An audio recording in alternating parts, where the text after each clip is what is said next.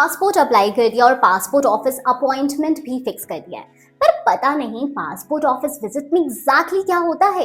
Don't worry, इस video में मैं पासपोर्ट ऑफिस विजिट का complete A to Z process समझाऊंगी। सबसे पहले पासपोर्ट के लिए ऑनलाइन अप्लाई करके पासपोर्ट ऑफिस विजिट की अपॉइंटमेंट लेना है।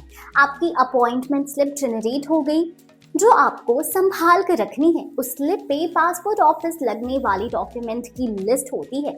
आपको उन डॉक्यूमेंट्स के originals and photocopies passport office लेके जाना है।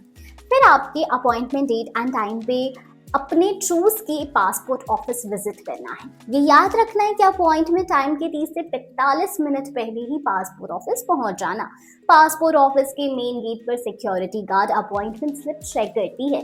फैमिली मेंबर्स को यूजुअली एंट्री नहीं मिलती, सिर्फ माइनर एप्लीकेंट्स के केस में अलाउड होता है। एंटर करने के बाद रिसेप्शन काउंटर पर जाना होता है, जहां से टोकन कलेक्ट करना होता है। अपॉइंटमेंट स्लिप एंड डॉक्यूमेंट्स दिखाने के बाद टोकन नंबर मिलता है।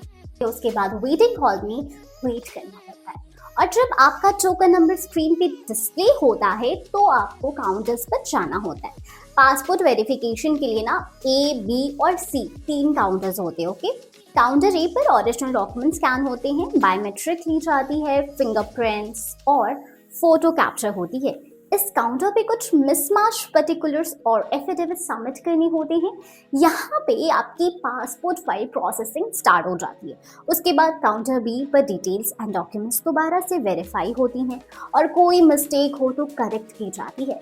फिर आता है काउंटर सी पर वेरिफिकेशन ऑफिसर डॉक्यूमेंट्स डिटेल में चेक करते हैं और आपको कुछ क्वेश्चंस भी पूछते हैं। पासपोर्ट का फाइनल डिसीजन काउंटर सी पर ही होता है कि अगर कोई डॉक्यूमेंट मिसिंग हो तो फाइल होल्ड भी हो सकती है।